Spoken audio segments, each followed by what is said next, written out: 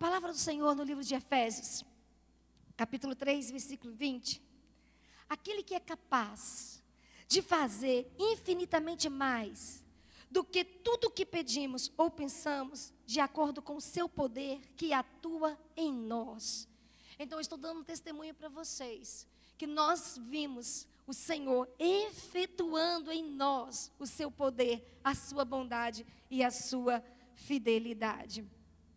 Então, pensando sobre essa igreja, pensando em tudo que nós sonhamos, pensando em tudo que nós estamos conquistando, pensando em todo o movimento de Deus nas nossas vidas, e como o Senhor tem sido bom conosco, porque nós não temos sido, vamos dizer assim, escondido das guerras e das lutas. O Senhor não tem nos poupado. Tem família aqui que tem enfrentado situações de guerra, não tem? Tem famílias aqui que têm enfrentado muitas lutas, dentro de casa, fora de casa, no ambiente de trabalho, emocionalmente, fisicamente. Só que apesar de nós não estarmos sendo poupados das guerras e das lutas, nós temos visto as mãos poderosas do Senhor conosco o tempo todo. E essa mão poderosa do Senhor conosco o tempo todo tem nos sustentado, tem nos abençoado. E eu tenho estado com meu coração profundamente grato. Não existe palavras que eu possa usar para expressar a gratidão do meu coração por tudo que o Senhor tem realizado no nosso meio, por tudo que o Senhor tem feito. Pensando nisso, eu quero ser muito pastoral nessa noite. Eu não vou trazer uma palavra motivadora para vocês. Eu não vou desafiar o coração de vocês a ter uma experiência profunda espiritualmente. Eu só vou desafiar vocês a aplicar alguns valores, aplicar alguns princípios. Princípios que pastoralmente eu pensando, eu analisando, nós precisamos como igreja termos vivo no nosso coração, para que nós possamos chegar aonde realmente nós queremos chegar. Eu tenho profetizado que dezembro de 2024 vai ser a nossa inauguração no templo definitivo. E todas as vezes, aí é desafio, que eu quero colocar vocês para orar e crer comigo, e trabalhar junto comigo. Porque todas as vezes que eu chego para o Mansur e falo, Mansur, eu quero inaugurar o templo em dezembro de 2024. Ele fala, é meio difícil, pastora. Dezembro de 2024, nós não temos dinheiro para deixar isso pronto nessa data. Porque é muita obra para fazer. Eu tenho consciência disso. Eu tenho consciência que não haverá possibilidades de inauguração em dezembro de 2024 se a mão poderosa do Senhor não nos surpreender de forma extravagante. Só que eu quero desafiar vocês que da mesma maneira que eles diziam para nós que nós não conseguiríamos executar a nossa galeria está executada. Da mesma maneira que alguns engenheiros me desmotivaram a fazer a movimentação de terra por causa do risco e do desafio que era. Nós estamos agora, descem ali no estacionamento e olha, toda a terra removida. Então eu quero dizer para vocês que nós temos coisas concretas para mostrar para vocês, que o nosso Deus é poderoso, que o nosso Deus está no nosso meio, que o nosso Deus está movendo a nosso favor. Então nós temos uma impossibilidade diante do ser humano, que é não conseguirmos inaugurar o nosso templo em dezembro de 2024. Mas nós estamos querendo profetizar pela fé, dizendo que unidos, que juntos, com a presença do Senhor, dezembro de 2024 vai ser a nossa celebração no templo definitivo. E você vai fazer o seu coração queimar comigo para nós alcançarmos essa conquista. Por isso eu quero falar de escolhas melhores para as nossas conquistas. Então, por que eu quero falar a respeito de escolhas melhores para as nossas conquistas? Porque eu quero que você aplique isso na sua vida. Nós como liderança, nós como família central, aplicarmos isso no nosso coração. Então, primeiramente, no versículo 15. Versículo 15 do capítulo 5. Tenha cuidado com a maneira como vocês vivem. Que não seja como insensatos, mas como sábios. Qual é o primeiro princípio, então? Que de forma muito pastoral, Nesta noite eu quero desafiar você, homem e mulher de Deus, que está congregado conosco nessa noite celebrando o Senhor. Viver de maneira sábia. E viver de maneira sábia é um desafio, porque é viver com cuidado. Não é viver de qualquer forma. Não é viver de qualquer maneira. Mas é tomar decisões assertivas. É tomar decisões sábias. É confrontar os seus pensamentos. É confrontar o seu comportamento. É confrontar a sua forma de enxergar a realidade que está à sua volta. Dependendo de como estamos enxergando as coisas, podemos enxergar de forma correta o que está acontecendo conosco.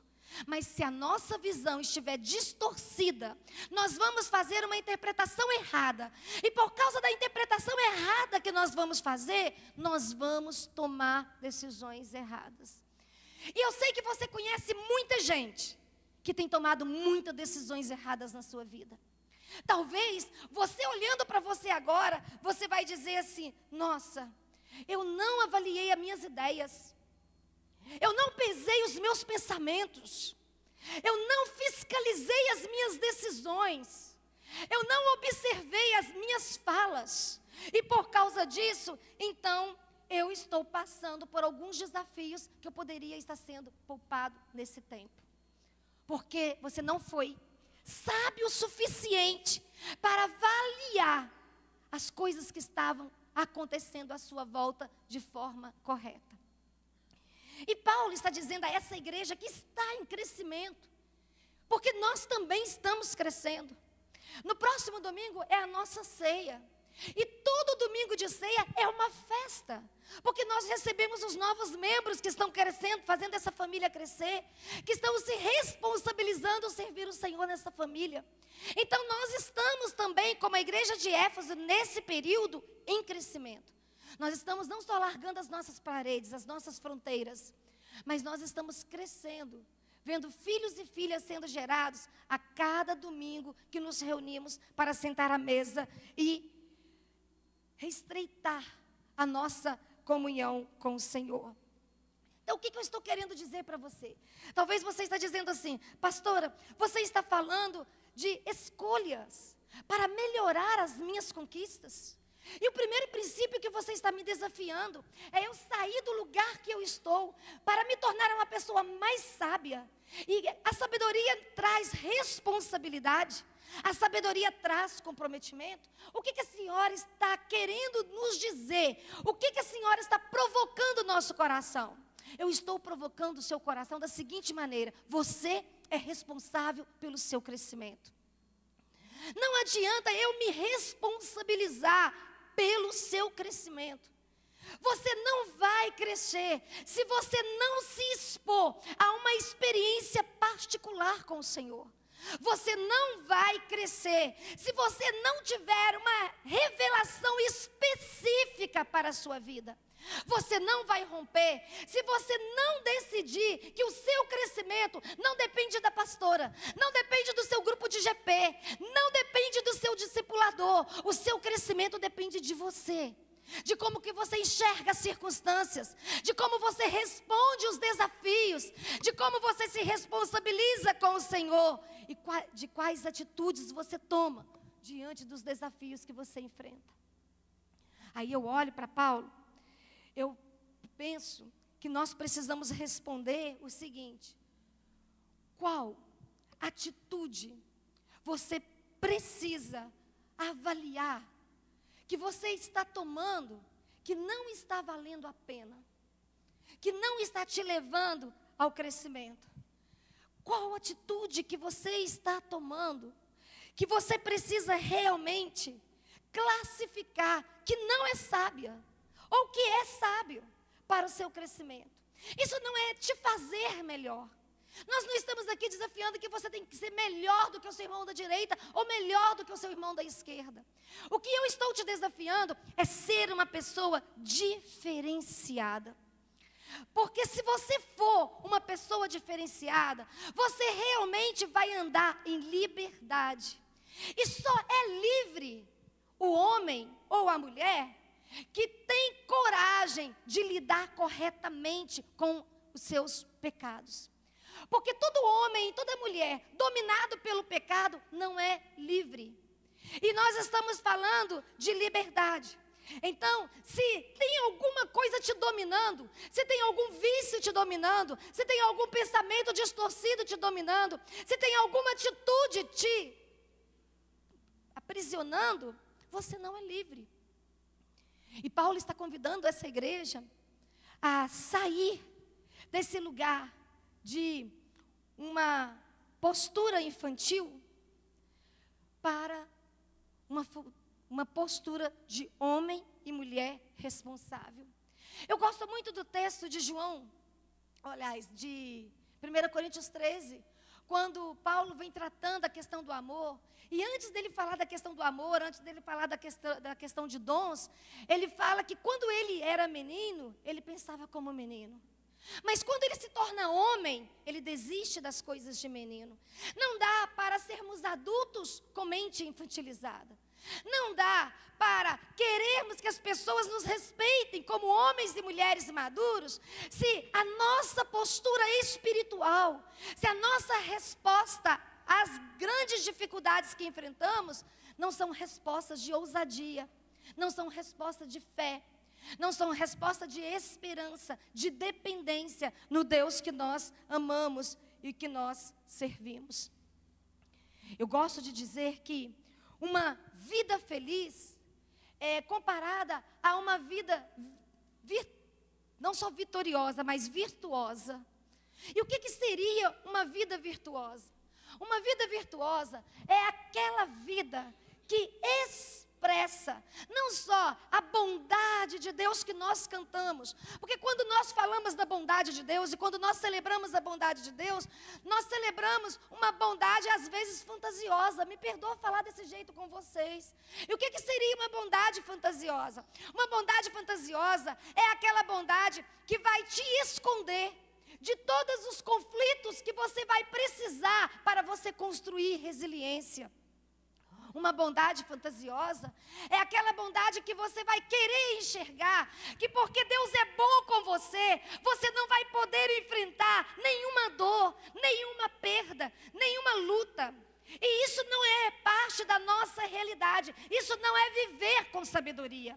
Viver com sabedoria é saber que quando a luta chega na sua casa, quando o sofrimento bate à minha porta e quando eu tenho que lidar com perdas, eu tenho tudo o que eu preciso para superar aquela situação, permanecer crendo no Deus que eu amo, permanecer servindo no Deus que eu creio, porque eu não estou imune às dificuldades da vida, mas eu sei quem Ele é para mim. Eu sei quem eu sou nele. Eu não tenho apenas clareza de uma boa paternidade em Deus, mas eu tenho uma segurança de uma filiação saudável. Eu sei quem eu sou nele. Eu sou filha sustentada mesmo em tempos de dificuldades. E aí eu vou falar que viver de forma sábia é ter felicidade nas realizações pessoais. Mas ser feliz nos sonhos, vamos dizer assim, ou nas realizações pessoais, também me desafia a entender que eu preciso, então, ter clareza de quais são as atitudes corretas que eu preciso ter. Então, viver de maneira sábia. Eu posso te dar 3 orientações que eu acho pertinentes para viver de maneira sábia. Viver de maneira sábia me mostra o lugar que eu estou em Deus. Porque eu não sou criança, eu sou adulta e eu fui tocada poderosamente por Deus. E quando eu sou tocada poderosamente por Deus, eu tenho a minha vida profundamente transformada. Então, se você ainda não teve um encontro onde você foi profundamente tocado pelo Senhor, a sua vida não está em processo de transformação. Mas se você foi encontrado por Deus, e se você permitiu Ele te tocar de maneira profunda, você está sendo transformado todos os dias. O seu jeito de responder os desafios, o seu jeito de lidar com as dores, o seu jeito de avaliar as situações que estão à sua volta, o seu jeito de responder às circunstâncias, você está sendo transformado diariamente. E porque você está sendo transformado, você está vivendo em sabedoria. Porque a transformação nos faz responder com sabedoria. Mas também nós vamos precisar ter clareza que eu e você só vamos sermos encontrados, nós só vamos ser tocados se nós tivermos encontros incomuns. Queridos, pior do que não ser uma pessoa faminta por Deus, sedenta pelo Senhor, é uma pessoa que já foi tocado e é indiferente ao mover de Deus.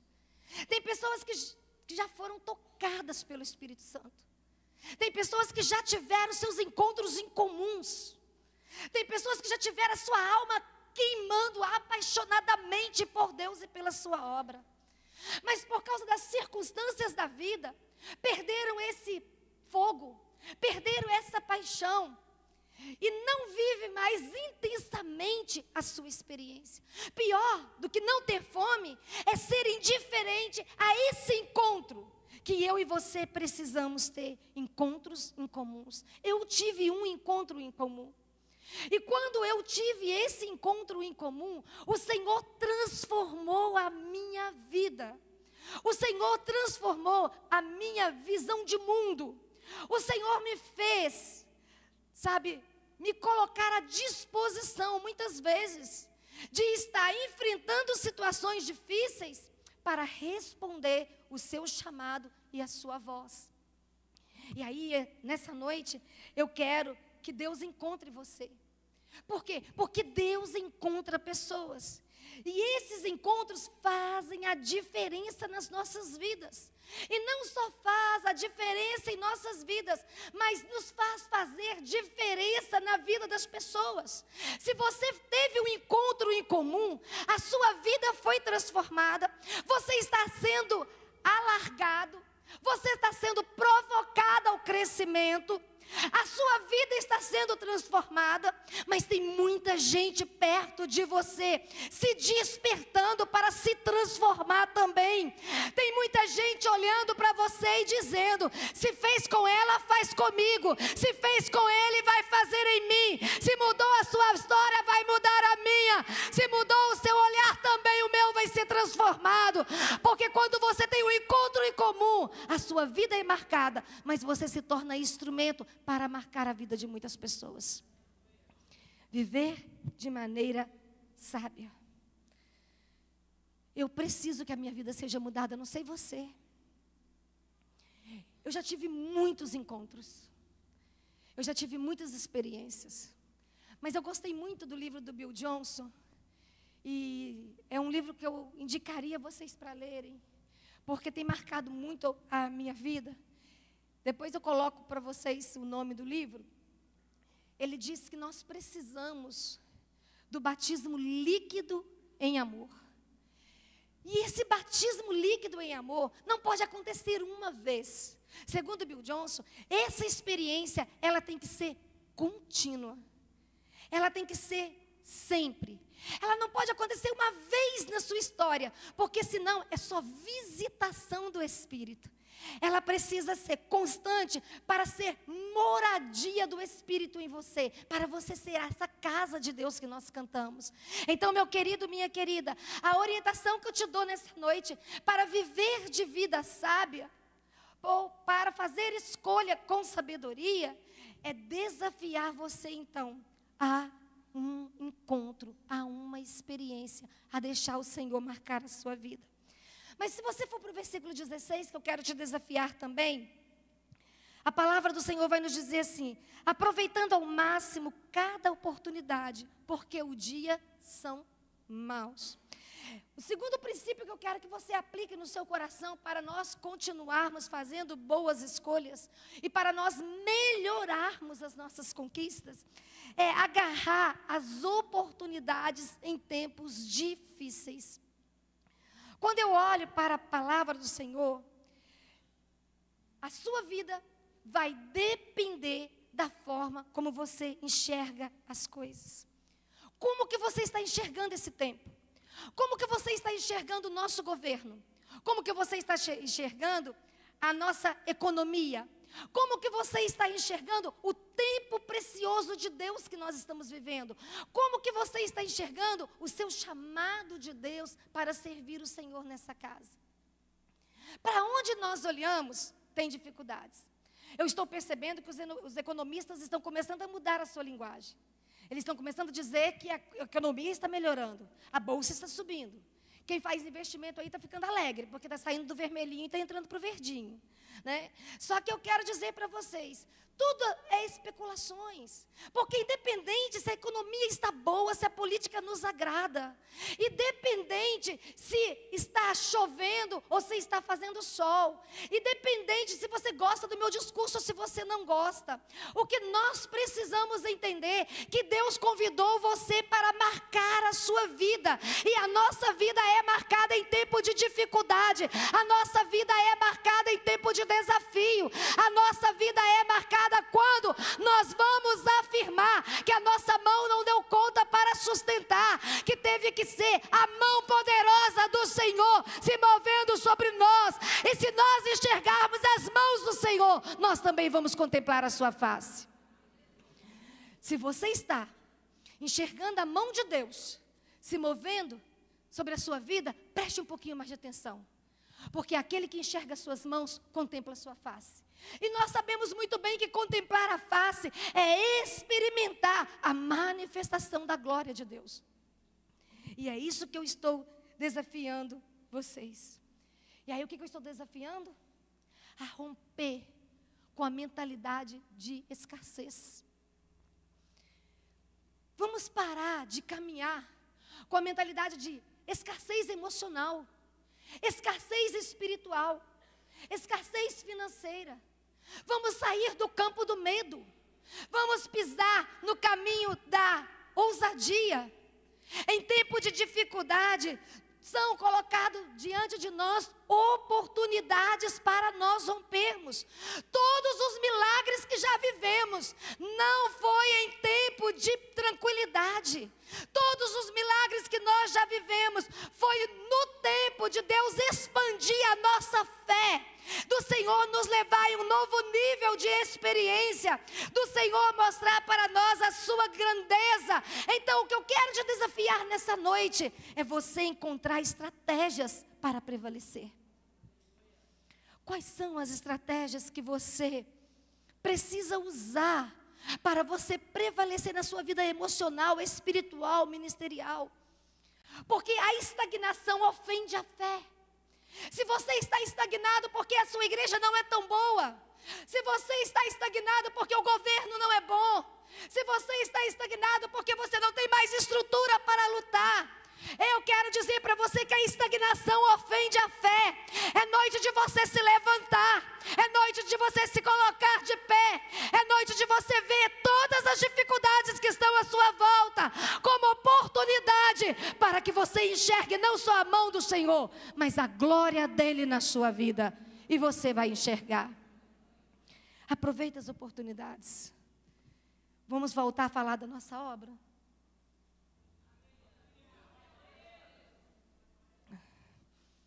Esse seria um momento para nós não fazermos nada.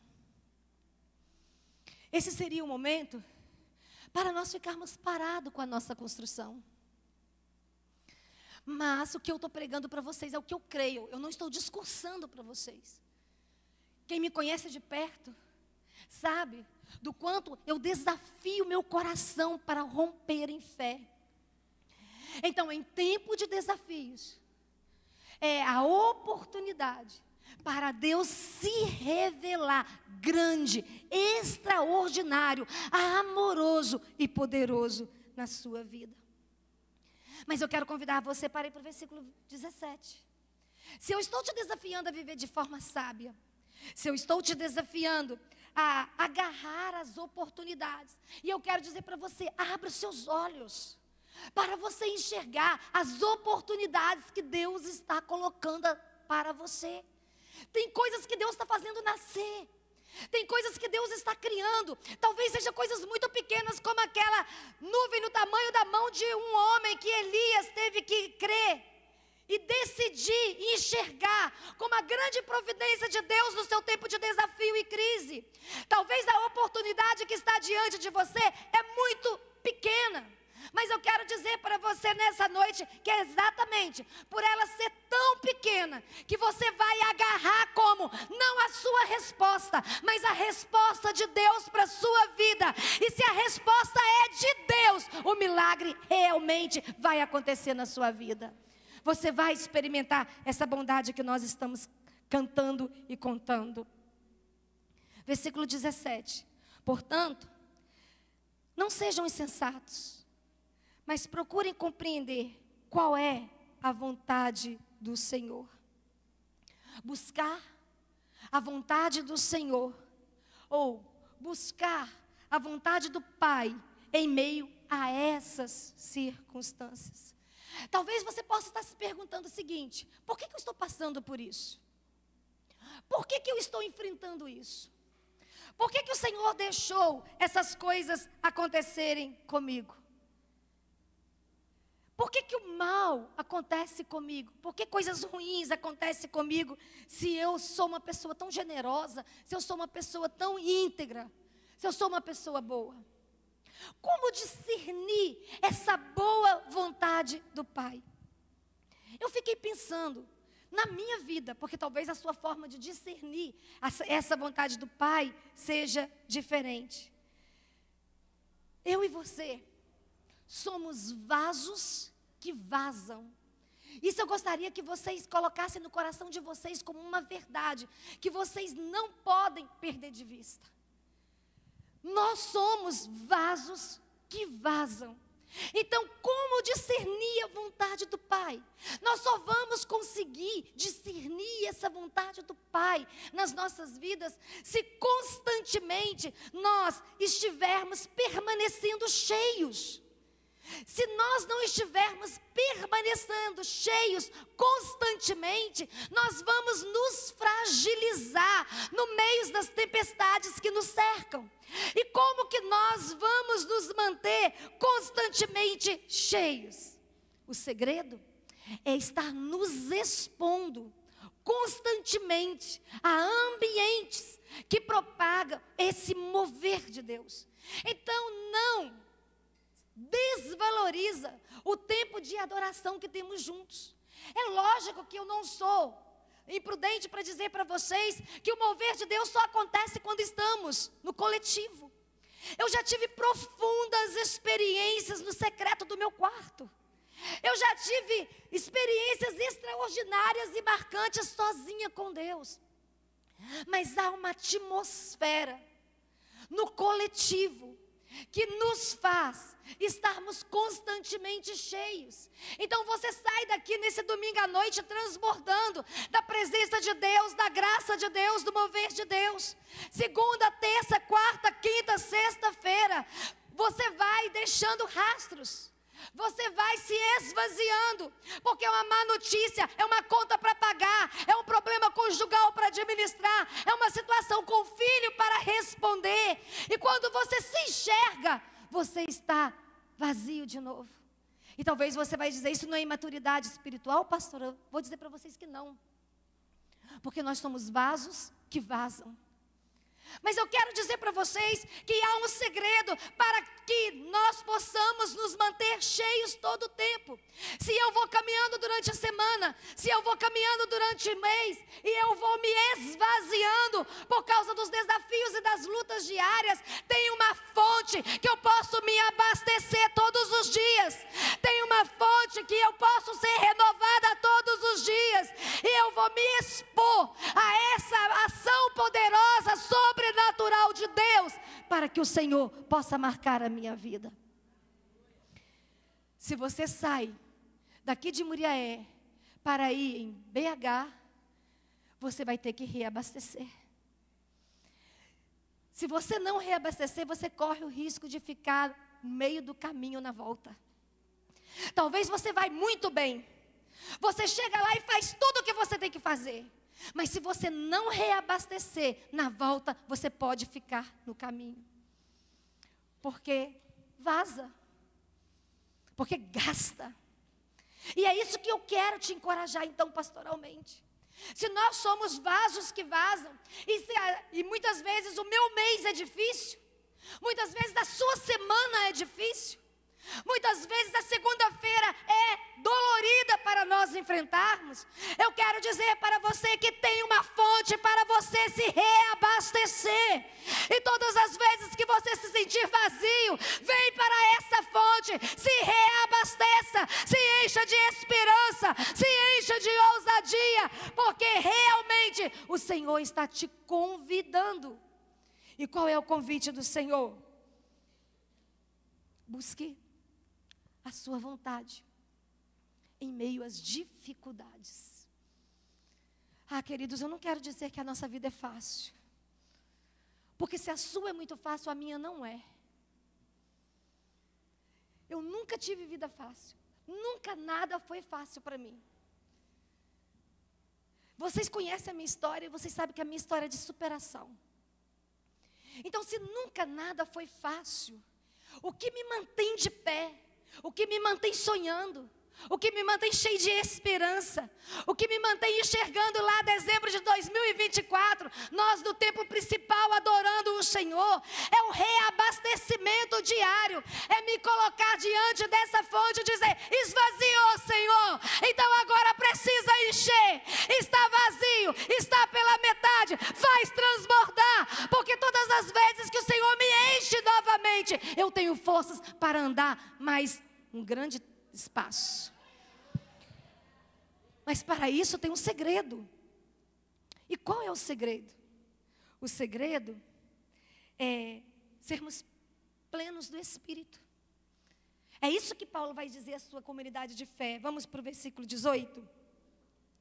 Paulo vai dizer assim: não se embriague com vinho que leva à libertinagem, mas deixe-se encher pelo Espírito. Se embriagar somente do Espírito. E se é para se embriagar somente do Espírito, nós vamos ter que fugir do hedonismo. E o hedonismo é algo vivo e prático, não só dentro da nossa casa, mas dentro da igreja. E o que o hedonismo prega? Qual é a filosofia? É prazer extremo. Você tem que estar satisfeito.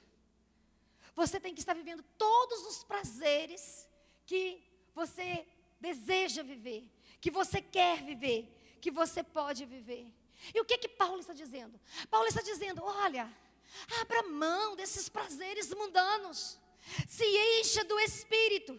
Não é para se embriagar de vinho, é para se embriagar da presença de Deus, é para se transbordar da presença do Senhor, porque a luz brilha nas trevas. Se você está cheio do poder, se você está cheio da graça, se você está renovado pela presença do Espírito, você vai estar brilhante, fortalecido, renovado, encorajado, em meio às dificuldades que você vai ter que responder amanhã. Você não vai ter medo de acordar amanhã. Amanhã, segunda-feira, como vocês sabem, é o dia da minha clínica. Então amanhã, a pastora sai de cena e entra a psicóloga. E eu vou estar durante o dia no meu consultório psicológico. E o quanto que eu ouço pessoas dizendo assim: eu não tenho motivo para acordar. Eu não tenho motivo para viver. Levantar na segunda-feira é o dia mais difícil para mim, porque eu não gostaria de levantar. Quanto que eu ouço isso dentro do consultório? Não só dentro do consultório, do gabinete pastoral também, durante a semana. E amanhã nós sabemos que, geralmente, é um dia de muita expectativa, porque é o dia de decisões. É na segunda-feira que nós vamos tomar as decisões importantes da semana. É o dia que nós vamos fazer a nossa rota. Você comerciante, você empresário, eu como líder de uma equipe, é o dia que eu vou fazer a rota da semana. do que nós vamos precisar executar durante toda a semana. Então não é um dia tão fácil. Mas quando você se enche dos prazeres mundanos, quando você começa a andar nessa filosofia hedonista, você se esvazia do altar. Porque tudo fica pesado, penoso. Mas quando você começa a se afastar desses lugares, desses ambientes, desses sentimentos, e você começa a se encher da força do Espírito, você não tem resposta para tudo. E graças a Deus que você não vai ter. Eu gosto de não ter respostas. Se tem uma coisa que eu não fico nem um pouquinho constrangida, quando alguém pergunta para mim: a senhora conhece isso? A senhora sabe isso? Não sei. Não conheço. E tem coisa que eu não quero saber e nem conhecer. Porque eu entendo que aquilo que eu sou informada, eu tenho que me responsabilizar. Então eu vou dizer aí para quem gosta de falar da vida dos outros, para quem gosta de buscar notícias da vida dos outros: não queira. Porque senão você tem que se responsabilizar com aquela vida e com aquela situação. Então, eu só quero me responsabilizar com aquilo que eu dou conta de responder. Mas tem coisa que eu não dou conta de responder. E eu não tenho constrangimento nenhum de dizer que eu não sei responder. Mas eu quero fazer uma declaração para você. E a declaração que eu quero dizer para você é que eu não conheço nenhum homem e nenhuma mulher que se encha do altar do Senhor, que seja fracassado. Eu não conheço nenhum homem e nenhuma mulher cheia do altar de Deus, que não permaneça prosseguindo, caminhando em frente, mesmo com os desafios abordando ou batendo a sua porta. Então, o meu convite para você nessa noite é que você possa deixar então o Espírito Santo queimar a sua alma. Porque se você estiver queimando, você vai além, além, além e além. E você vai continuar sendo encorajado, renovado, sustentado, aperfeiçoado, esticado, levado para o lugar de sabedoria, conduzido para o lugar da maturidade, sendo tocado em novas experiências, tendo encontros extraordinários, porque você sabe o quanto você precisa do Senhor. E aí, meus queridos, eu sempre tenho dito para vocês, em todos esses anos que eu estou pregando nessa igreja, que eu sonho pastorear uma igreja avivada. É o meu sonho. Porque eu vou em alguns lugares que as pessoas dizem que estão vivendo o avivamento. Eu vejo as pessoas muito apaixonadas. E eu vejo as pessoas muito generosas. E eu vejo as pessoas muito comprometidas. Eu vejo as pessoas dizendo que elas estão melhorando cada vez mais. O que eu ouço nesses lugares é que o ambiente melhora, que as pessoas melhoram, que a cidade melhora, que o governo melhora, que a violência diminui. É o que eu escuto nesses ambientes, ou em livros que eu leio a respeito do assunto. Então nós ainda não estamos vivendo o avivamento. Nós estamos sonhando com o avivamento, nós estamos desejando, nós estamos orando, mas nós ainda não estamos vivendo essa essência. Porque você não está me vendo queimar 24 horas por dia. Eu também não estou te vendo queimar. Eu não estou te vendo tão apaixonado como nós deveríamos estar. E Paulo vai dizer para uma igreja que eu considero apaixonante. Paulo vai dizer para uma igreja que estava em crescimento. Paulo vai dizer para uma igreja que ele tinha muito para admirar, como eu admiro vocês, como eu me alegro com a história de vocês. Aonde eu vou, eu falo que vocês representam a melhor igreja do mundo para pastorear. Como é maravilhoso pastorear essa igreja. Como eu amo estar nesse altar todos os domingos. Como eu amo ouvir vocês, abraçar vocês, chorar com vocês, jejuar por vocês. Como é maravilhoso ver vocês crescendo e rompendo. Eu testemunho isso. Quem me ouve? Hoje uma pessoa me mandou uma mensagem dizendo assim: pastora, eu estou na cidade X. Me indica uma igreja metodista boa igual a nossa. Eu falo, não existe boa igual a nossa. Aí ela mandou, né, kkkk, eu sabia que você ia dizer isso. Só vou te indicar a igreja tal, tal, tal. Mas não é boa igual a nossa. Porque eu sempre vou dizer que a nossa igreja é maravilhosa, e é. Não estou mentindo não, nem babando vocês não. Vocês sabem que eu não preciso disso? Que quando eu preciso chegar aqui e puxar a orelha de vocês, eu puxo sem ficar vermelha? Vocês sabem disso muito bem. Agora, o que eu estou dizendo para vocês, que Paulo também estava diante de uma igreja extraordinária, como eu enxergo vocês. E ele estava dizendo, precisa ir além, precisa romper, precisa viver com sabedoria, não pode ser insensato.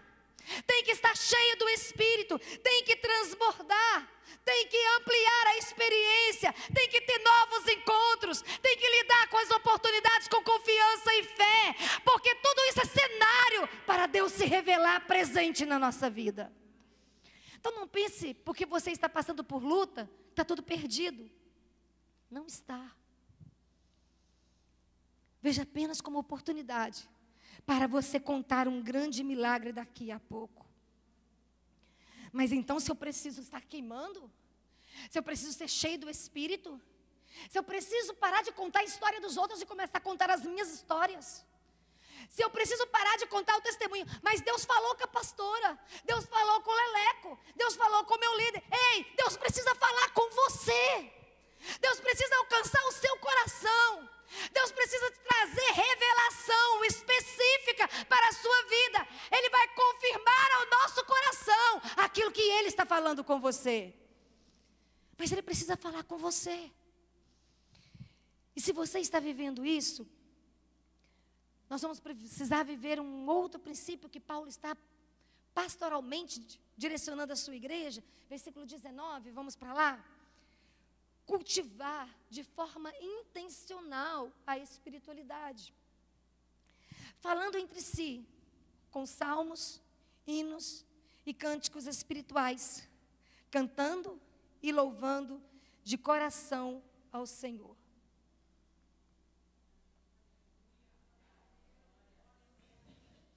Você vai precisar viver. Quando eu olho para esse texto, você vai precisar tirar tempo para fazer os investimentos específicos, se você quer ser conduzido para esse nível. Porque talvez você não queira. Eu conheço pessoas que dizem assim, pastora, eu gosto muito de ir ao templo, assistir o culto.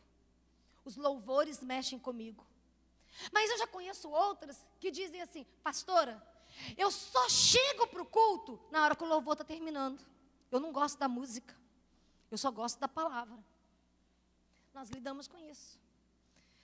O som é muito alto, as luzes me incomodam, eu não gosto. Então eu só chego quando o louvor está encerrando, porque eu só quero ouvir a palavra. Talvez você quer ter uma igreja do seu gosto. Eu acho que você não vai encontrar nem lá no céu. Aí você vai se decepcionar muito quando você chegar lá, porque vai sair do seu padrão. Só que nós vamos precisar viver algumas verdades, irmãos, que se nós não vivermos, nós vamos participar de um culto, do segundo culto, do terceiro culto, e tudo vai continuar da mesma maneira. E o que eu quero trazer para vocês como orientação, baseado na experiência de Paulo, é algo muito simples. Mas que se nós não aplicarmos, nós não vamos viver o que queremos viver. E eu não quero um grupo apaixonado. Porque quando o grupo avivado sai de férias, a igreja sente. Não sente? Os da canelinha de fogo saíram de férias. A igreja fica chururu. Não é assim? Não, nós não queremos meia dúzia gritando, celebrando, louvando o Senhor. E também você nem precisa gritar para celebrar, você pode ser respeitado na sua forma de ser. Eu sempre brinco, aquele dia que os adolescentes estavam lá no CrossFit, fazendo aquela gincana, hein? O dia dos pais e filhos, Aí eu brinquei. Tinha um dos nossos adolescentes lá, que eu falei, achei o segundo Ronald. Porque ele foi, cumpriu a tarefa, ganhou e voltou assim. Eu achei o segundo Ronald. Né? Porque se eu ganhar, né, uma agulha, eu vou dizer, olha que maravilhoso, que lindo. Eu vou mostrar para quem está na direita, eu vou mostrar para quem está na esquerda. Olha que eu ganhei uma agulha, ganhei um alfinete de cabeça vermelha. Olha que extraordinário, que lindo, que bacana. Se o Ronald ganhar um carro, ele vai olhar para a chave e dizer, olha, um carro. Então, não quer dizer que eu sou mais espiritual do que ele. E nem ele mais espiritual do que eu. Deus vai respeitar a nossa personalidade. Eu não estou falando de personalidade. Eu estou falando de ser transbordante. Eu estou falando de estar cheio do poder e da graça de Deus. Eu estou falando de realmente experimentar o Senhor na sua essência. E para experimentar o Senhor na sua essência não é para meia dúzia dessa igreja. É para todo esse povo queimar na presença do Deus que está no nosso meio. Se sentindo apaixonado, se sentindo desafiado a honrar e a servir esse Senhor. E como que nós vamos fazer isso? Aprendendo a orar. A maioria de nós não sabemos orar. Nós oramos para almoçar. Nós oramos para dormir. Nós oramos quando estamos no templo, ouvindo todo mundo orar. Mas nós não temos vida pessoal de oração. É maravilhoso ver o que Deus pode fazer através de um homem ou de uma mulher que tenha uma vida de oração. Então grava aí no seu coração, porque você não pode perder isso. Oração que não nos move, não moverá Deus. Preste atenção nessa palavra. Oração que não te move, não vai mover o coração de Deus. Então eu e você vamos precisar pedir ao Senhor para nos dobrar. Nós vamos precisar pedir o Espírito Santo para vir e nos encher e nos mover. Nós vamos precisar pedir o Espírito Santo para nos fazer identificar com o que Ele está se identificando, se apaixonar com o que Ele está apaixonado, amar o que Ele ama. Então eu quero dizer para você que eu e você precisamos aprender a ser uma igreja que ora, e nós não somos uma igreja que ora. Eu sou pastora dessa igreja há mais de 10 anos. Eu não estou pastoreando essa igreja há 6 meses. Eu estou pastoreando essa igreja há mais de 10 anos. Nós temos pessoas que oram, mas nós não somos uma igreja que ora. Você está querendo enganar quem? Ainda não somos. Ainda não estamos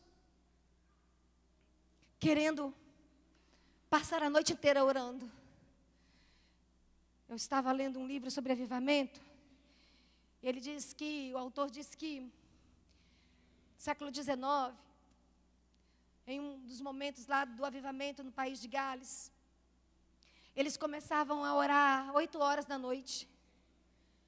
Era 3 horas da manhã, 4 horas da manhã, 5 horas da manhã. Eles ainda permaneciam em oração fervorosa. Para nós fazermos uma vigília aqui, nós temos que trazer pregador de fora. Nós temos que trazer cantor que canta corinho de fogo. E se nós precisamos trazer cantor que canta corinho de fogo, e se nós precisamos trazer pregador de fora, é porque essa igreja ainda não aprendeu a orar. E nós só vamos viver essa dimensão que estamos querendo viver se nós, então, nos voltarmos para Deus e falar que nem os discípulos. Nos ensina a orar. Nos ensina a pedir que o Espírito venha e nos tome, venha e nos dobre, venha e nos enche de novo, e nos enche de novo, e nos enche de novo. Como que eu sonho ver essa igreja apaixonada pela oração. Porque uma igreja que é apaixonada por oração, ela não vai chegar às 18h40 para o culto das 18h30. Ela não vai chegar às 18h50 para o culto de 18h30. Ela não vai chegar às 19h20 para o culto das 18h30. Ela vai chegar às 17 horas para preparar o ambiente para a glória se manifestar. Porque ela não precisa de músico nem de pregador. Ela precisa só da essência da presença do Senhor. E por ela ser faminta, ela vai querer orar antes de ouvir o que Deus tem para falar para ela. Porque se ela ouvir Deus antes, se ela adorar e buscar o Senhor antes, quando Deus falar, não vai ter mistério nenhum. Mas não é só orar, é também ler a palavra. Eu não vou te constranger pedindo para levantar a mão quem está na nossa campanha de oração da Bíblia anual. Mas todo ano vocês são desafiados a ler a Bíblia o ano todo. A Bíblia inteira durante um ano. Gente, é muita gente que começa e não termina. São muitas pessoas que chegam, pastor, eu comecei, mas não dei conta de continuar. Paixão pela palavra de Deus. Uma igreja vivendo os sinais de Deus, ela vai amar a sua palavra. Mas, além da oração, além da paixão pela palavra, ser generoso, todo domingo tem um momento na nossa liturgia sobre generosidade. Será que eu preciso convidar você todo domingo para você ser generoso? Será que precisa mesmo ter na ordem litúrgica do culto o espaço para generosidade? Eu estou entendendo que a igreja vivendo essa essência é ela ser generosa na sua essência. Eu não preciso convidar você para ofertar. Você nem vai precisar esperar a hora da oferta para vir para o altar e entregar aquilo que é do Senhor. Porque o seu coração é generoso. Você não vai reter aquilo que é do Senhor. Porque se você reter, você está se lançando para uma terra seca, que você vai semear e ela não vai brotar. Você vai gastar energia e você não vai ter colheita. Mas também fazer votos. No ano 2000, a igreja brasileira passou por um grande movimento, onde era muito comum você ver pessoas fazendo votos. Um raspava a cabeça, outro andava descalço. Não sei se vocês lembram disso. Mas quem está aí de mais tempo de igreja vai lembrar que isso foi um movimento na igreja brasileira. Eu não estou incentivando você a raspar a cabeça, não. Eu até encontro na experiência de Paulo, que quando Paulo estava saindo para a sua viagem, uma das coisas que ele fez foi isso. Foi raspar a sua cabeça e sair para a viagem. Não estou te incentivando a isso, não. Mas eu e você precisamos a fazer votos na presença do Senhor. E muitas pessoas não sabem nem o que é isso. Pastora, mas o que é fazer voto? Voto. Eu vou dizer para vocês que o voto espiritual é um apelo especial para colocar a nossa fé em ação. Isso que é um voto. Eu gosto muito da palavra do pastor Fabiano Ribeiro. Se vocês quiserem, eu acho que tem na livraria o livro Voto. Extraordinário. Mas vocês podem ficar tranquilos que eu vou pregar bastante sobre esse livro. E provavelmente vai ser uma das nossas séries. Então você já pode correr lá e já comprar o livro, porque vai ser uma das nossas séries. Ele diz assim: fazer votos para Deus do jeito certo, no momento certo e pelas razões certas, nos levará a uma nova dimensão espiritual. Então, se você quer adquirir esse livro, passa ali na livraria e pegue. Mas o que a Bíblia então nos ensina? A Bíblia nos ensina a ir para essa experiência prática com Deus. Mas ela é bem assertiva com a gente, bem pontual. Se você vai para Números 30, versículo 2, você vai perceber que não dá para fazer voto para não cumprir. Se você decidir fazer algum voto no seu coração, faça com responsabilidade. Porque se você fizer, você vai precisar cumprir. Então, não queira fazer um voto que vai raspar a cabeça e querer que a pastora raspe, porque ela não vai fazer isso. Porque eu sempre falo que voto é uma coisa muito pessoal. Uma vez, a minha irmã chegou para mim e disse assim, eles me chamam de Zanja, Zanja, Deus falou comigo para eu não usar calça. Eu virei para ela assim, tudo bem, mas Deus falou com você, não é comigo não. Porque às vezes, Deus está falando com uma pessoa e ela quer obrigar as outras a fazer o que Deus está falando com ela. Então, voto é uma coisa particular, é uma coisa pessoal. Mas eu estou querendo saber até que nível vocês querem ir. O quanto que você está disponível a crescer, o quanto que você está disponível a romper. O quanto que você está decidido a sair do lugar que você está. Pastora, você já fez votos? Já. E já fiz votos difíceis. E já fiz voto que eu falei que eu não faço mais. Porque foi tão difícil que eu não faço mais. Mas eu estou querendo chamar você a atenção o seguinte: o quanto você está querendo romper na sua vida espiritual, ter encontros significativos com Deus, responder o seu chamado, viver realmente o que Deus tem planejado para você, mas de forma particular e madura. Porque aqui também entra a nossa prática de jejum. E vocês têm sido convidados a jejuar constantemente. Cada série que nós lançamos, vocês todos são desafiados a jejuar. Janeiro profético, vocês são chamados a jejuar o tempo todo. Vocês veem a liderança aí, jejuando só de água, os 12 dias. Alguns tendo só uma alimentação por dia.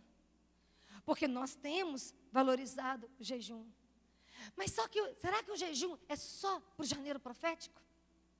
Será que é só para a liderança dessa igreja? Ou tem questões na sua vida? Porque jejum não é apenas para Deus responder orações extravagantes do seu coração. Mas é para você se doar, é para você se entregar, é para você se consagrar. É para você tirar tempo, para você se derramar na presença do Senhor e deixar Ele trazer coisas novas na sua vida. Ah, meu querido, minha querida, nessa noite eu quero te desafiar, não só o jejum, mas a vida devocional, que é um drama para nós. Manter a nossa vida devocional constante na presença do Senhor. E a nossa vida devocional é aquele desafio de construir o altar. Não só de construir o altar, mas de trazer a lenha, de preparar o sacrifício, mas de esperar o fogo descer. Será que eu e você, na nossa correria diária, nós estamos dando conta de preparar o altar? Nós estamos dando conta de preparar o sacrifício? Nós estamos dando conta de esperar o fogo descer? Às vezes eu e você estamos até preparando o altar, até preparando o sacrifício, mas na hora do fogo descer nós já corremos. Porque nós temos que trabalhar, nós temos que fazer almoço, nós temos que atender o telefone, nós temos que olhar o WhatsApp, nós temos que ver as novas notícias do Instagram. E nós não conseguimos obter as respostas de Deus. Talvez você esteja dizendo assim, a pastora quebrou o protocolo. Porque quando ela volta de férias, ela volta, não é assim? A 200 por hora. E agora ela chega aqui só para puxar nossa orelha.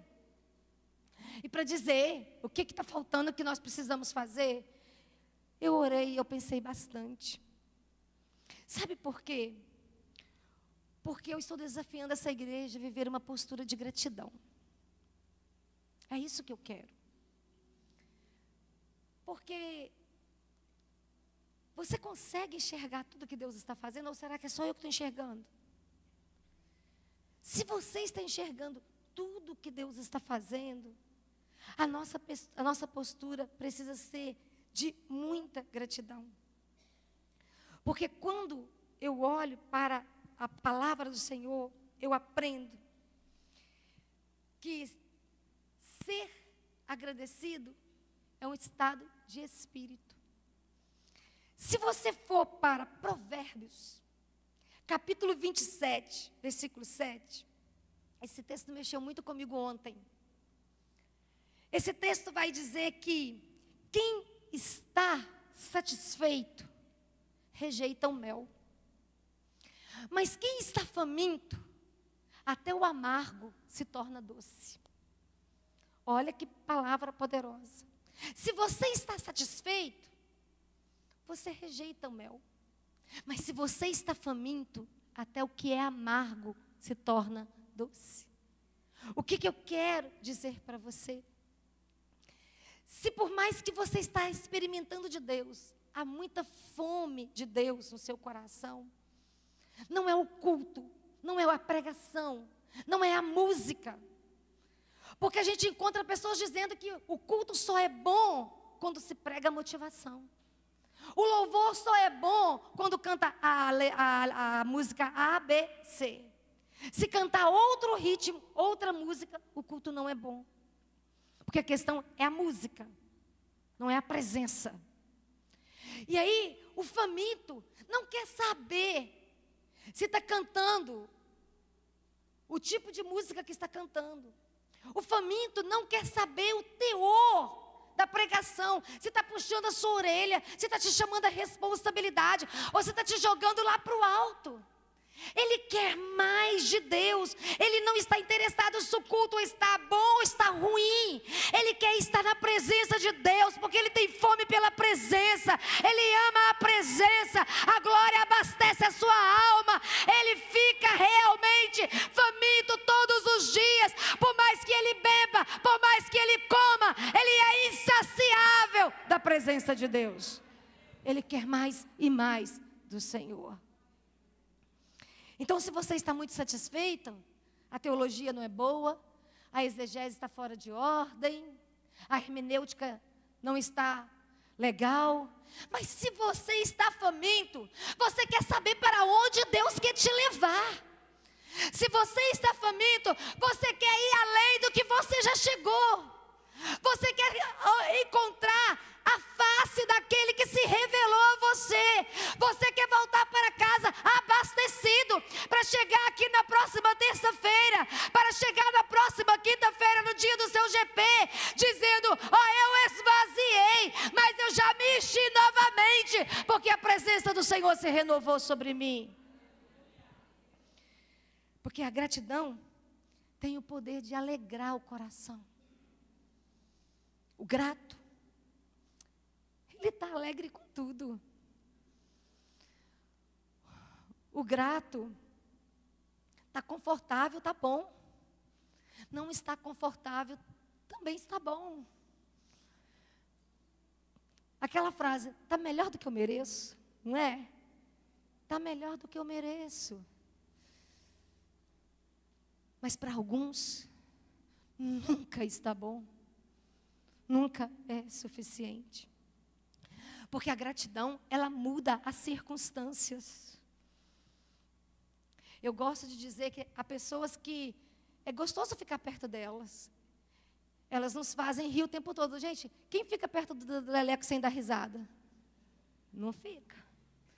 É o tempo todo nos fazendo rir, não é assim? Ficar perto de pessoas que nos fazem rir o tempo todo é divertido demais. É muito bom. Agora, fica perto de uma pessoa ranzinza. Daí a pouco, quem está reclamando é você. Quem está amargurado é você. Vocês já conhecem a minha máxima. Eu amo os amargurados, mas bem de longe. Então, eu quero te desafiar a se voltar para o Senhor com essa gratidão. E Paulo, no versículo 20, vamos lá? Dando graças constantemente a Deus, Pai, por todas as coisas, em nome do nosso Senhor Jesus Cristo. Porque a gratidão tem o poder de trazer o contentamento. E aí, queridos, para encerrarmos, aprender a honrar as pessoas da nossa vida. Olha o que a palavra do Senhor nos diz no versículo 21. Sujeite-se uns aos outros por temor a Cristo. Não é pelo que elas representam, mas pelo que Cristo representa em suas vidas.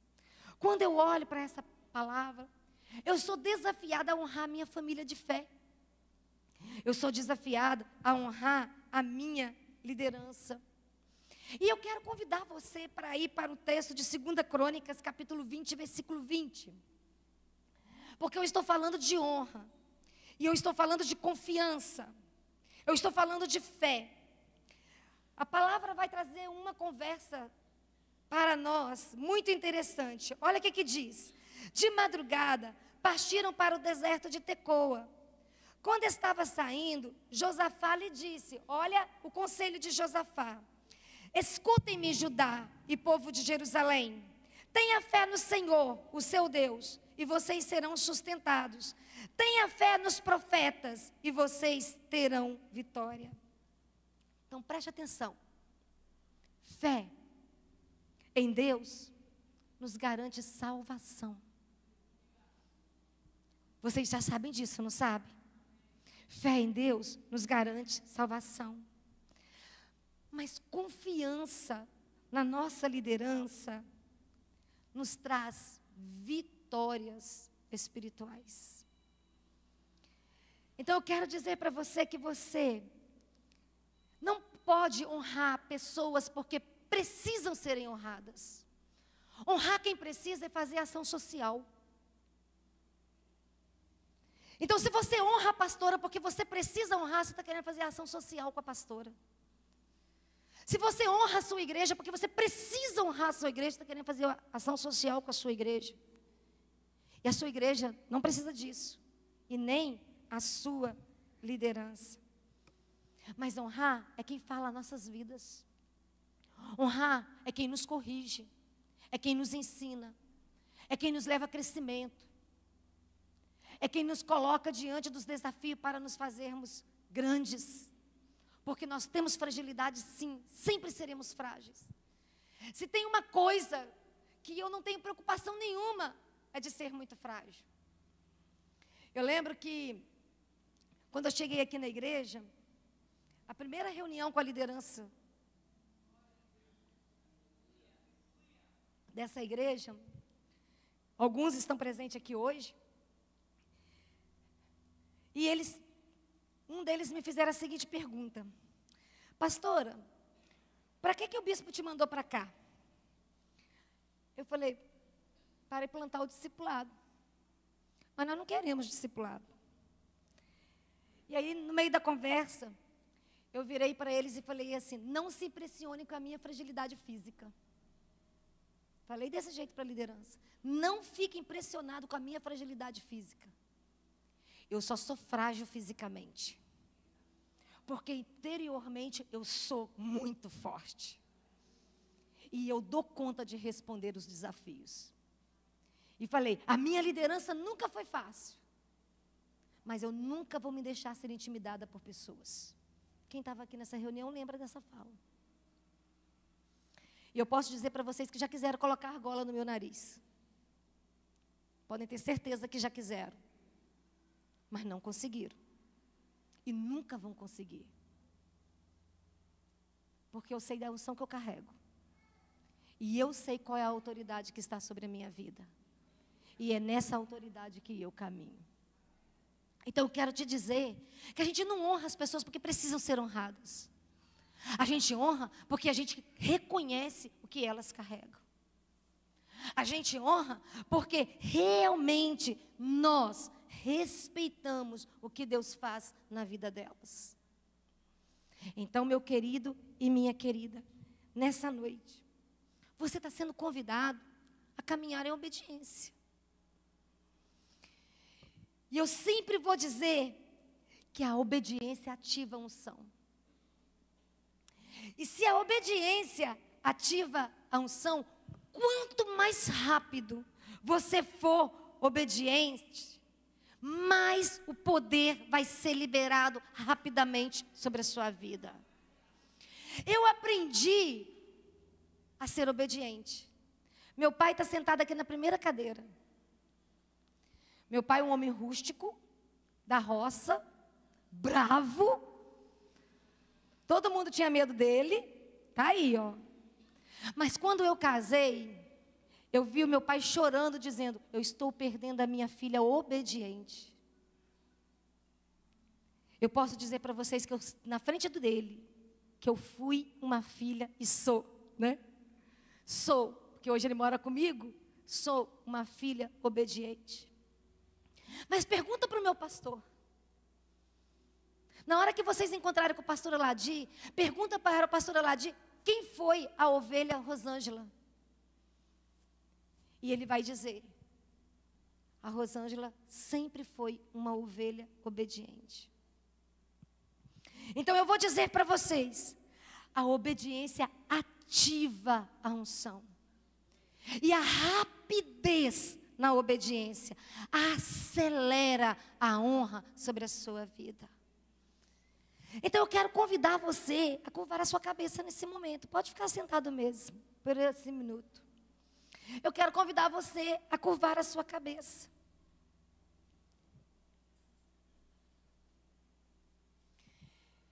E eu quero te perguntar, se você está sendo desafiado nessa noite com essa palavra. É você e Deus. Eu quero te perguntar, se você está enfrentando desafios. Se você olha para um lado, tem intimidação. Se você olha para o outro, tem más notícias. Se você olha para trás, tem decisões difíceis para você assumir, para você responder. Mas eu quero também te perguntar se você está consciente de quem você quer ser em Deus. Não é o que você é. Eu sei que você é filho. Eu sei que você é escolhido. Eu sei que você é amado. Eu sei que você já é ungido. A minha pergunta não é o que você é. O que você quer ser. O que você quer ser? Eu quero ser alguém usada por Deus. Eu quero ser alguém que tenha revelação de Deus. Eu quero reconhecer essa fragilidade de saber que eu me esvazio. Eu quero ter clareza que eu sou esse vaso que vaza. Eu quero ter clareza que eu preciso ser renovada diariamente. Mas eu quero também ter coragem de ser obediente a uma palavra revelada de Deus na minha vida. E eu não sei qual é a palavra que você tem para você. Eu tenho buscado uma revelação para a minha vida. Para a minha vida como pessoa, não como pastora, não como líder de uma igreja. Mas eu tenho buscado uma palavra revelada para Rosângela. Eu tenho pedido ao Espírito Santo para falar algo pontual para a minha vida como pessoa. Independente de quem eu represento, independente de quem eu sou. Eu quero ser encontrada como a Rosângela. Aquela que precisa do contentamento de Deus, do consolo de Deus, do aconchego de Deus, do fortalecimento, da cura, da libertação, da unção. Talvez você seja um líder brilhante, mas eu não quero saber o que você está precisando como líder nessa noite. Eu quero você como filho, como filha. Paulo chega diante de uma igreja fantástica para dizer: olha, vocês são brilhantes, vocês são extraordinários, mas tem alguns requisitos que vocês vão precisar repensar, reorganizar e responder. E eu estou dizendo que eu me alegro em pastorear vocês, porque vocês são realmente essas igrejas particulares espalhadas em cada cadeira desse templo, extraordinários em Deus, porque vocês têm sido fiéis, vocês têm amado o Senhor, vocês têm servido o Senhor. Nós só estamos aonde nós estamos porque vocês têm respondido o que Deus tem falado com vocês. Mas não é um líder de rede brilhante, Não é o pastor, a pastora brilhante. Não é o empresário brilhante, o médico brilhante, a doméstica brilhante, a professora brilhante, a enfermeira brilhante. É o João, a Maria, a Rosângela, o Alex. Quem é você, meu irmão?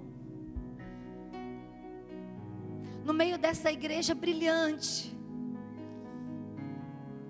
ouvindo o Senhor nesta noite, que reconhece que você é um vaso que vaza. E que se você não for renovado, reabastecido, você não chega no seu destino. Você fica pelo caminho. Então gostaria que você se colocasse de pé nesse momento.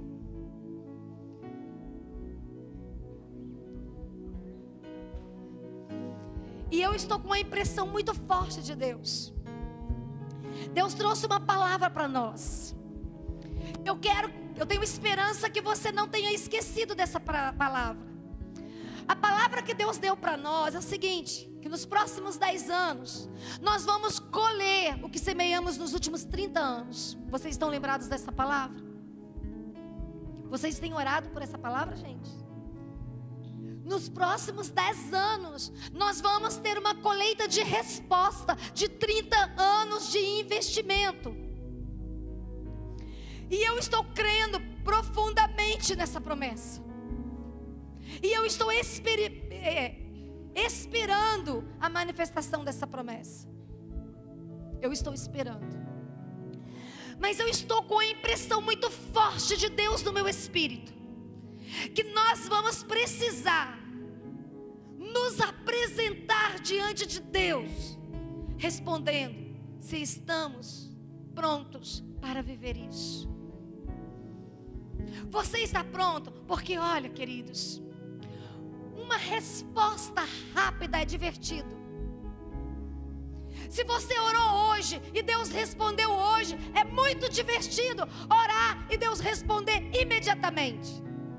Mas a resposta demorada revela o nosso caráter. A resposta demorada trabalha no nosso interior. Aí eu quero te fazer uma pergunta. Você está disposto a viver isso mesmo? E reconsiderar tudo que pregamos hoje? E aplicar no seu coração para colocarmos os pés no caminho do avivamento? Se você então reconhece a sua fragilidade, sim, pastora, eu entendi, eu também sou esse vaso que vaza, mas olha, eu vou fazer uma aliança com o Senhor, eu vou aprender a orar, eu vou me apaixonar pela palavra, eu vou ver que voto eu vou fazer, eu vou jejuar, eu vou me entregar, eu vou me derramar, mas Deus vai poder contar comigo. Tem alguém disposto a viver isso?